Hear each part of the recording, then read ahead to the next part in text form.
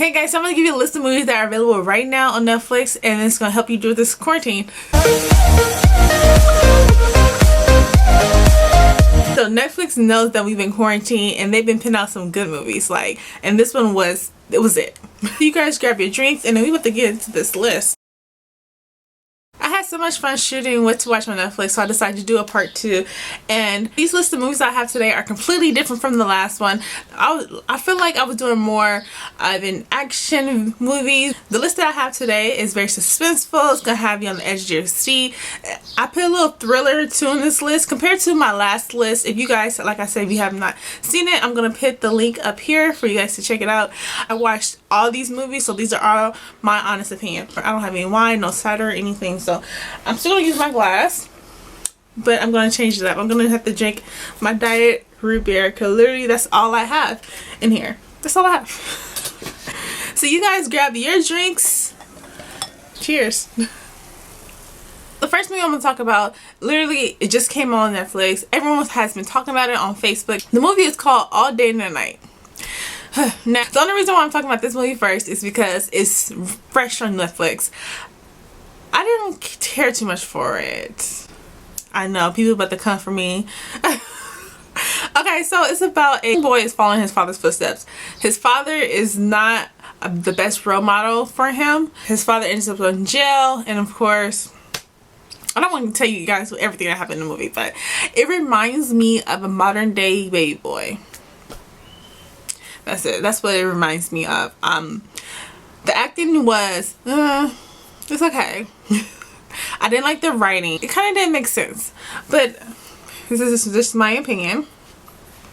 But I will say, I love the intro. The intro was like, it had me like, oh my gosh, this is about to be a good movie. But then it wasn't what I expected. But I really didn't care for this movie. The only reason why, like I said, the only reason I'm talking about this is first because it's new on Netflix and everybody has been talking about it. So I want to talk about that one first, but it should be at the end of my list. Sorry guys. The next movie is called A Message from the King. So this movie is starring the guy from Black Panther, Chadwick Boseman. I hope I'm saying his name right. But he's in this movie. He has an accent in here. He's coming from Africa to America, specifically LA. You know, I love that, you know, I'm from LA, to find his missing sister. And while he's looking for his sister, he's finding some information that he never knew about his sister. It's really good. It's a lot of action. He fights a lot of people just to get his sister. The next movie is called Hangman. I feel like this movie is very gruesome in my opinion. The movie is starring Al Pacino. He is on a serial killer's case to figure out who is torturing, mutilating, and hanging their victims. It's similar to the children's game Hangman, so that's why the movie's called Hangman. It's good, actually. You have to pay attention to the movie or you're gonna miss something. Okay, so the next movie is called Sleepless. It's about two detectives, Jamie Foxx and T.I. They're based in Las Vegas. So they get involved with some real drug dealers and murderers who kidnapped Jamie Foxx's son. So he had to fight his way to find his son. Now this is very suspenseful. It's an all-star cast. Like I said, Jamie Foxx and T.I. is in it, and also Gabrielle Union. And this movie is gonna have you at the edge of your seat, guys. I'm serious. Like, it's an older movie, but it's new to Netflix. Now, Netflix has been showing out. Like, Netflix has been putting all the good movies out since we were in quarantine. So, yes, this one was a good one. Okay, so this movie, I'm gonna tell you guys, I wasn't that much of a fan of it. Okay, let me just tell you what it is. So, it's Till Death Do Us Part.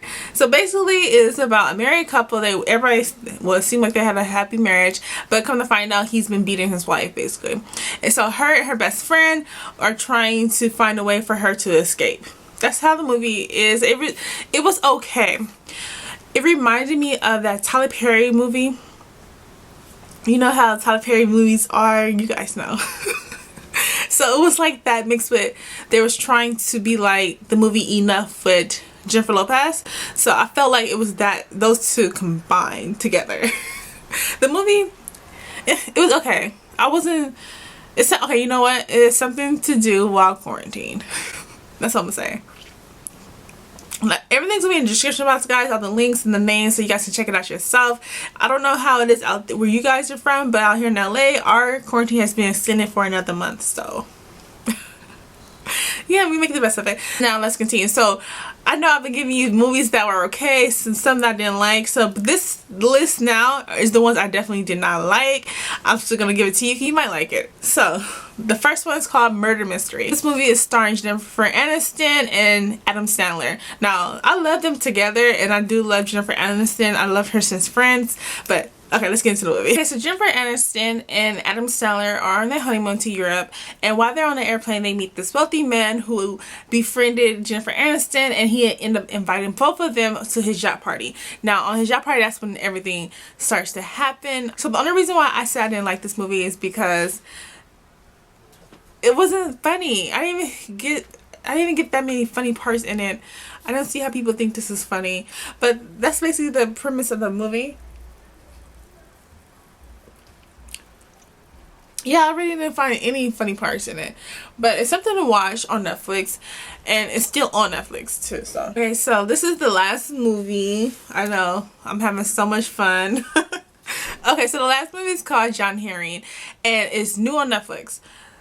And let me explain what the movie is about before I tell you why I didn't like it. The two stars in this movie is Ludacris and Terry Crews. So Terry Crews, the main character, he is a young guy who experienced a lot of violence in his life, so I guess that mentally messed him up until adulthood. Girl, a young immigrant girl, she comes into his life and he is forced to help her. So the movie is based in LA. It reminds me of Boys in the Hood.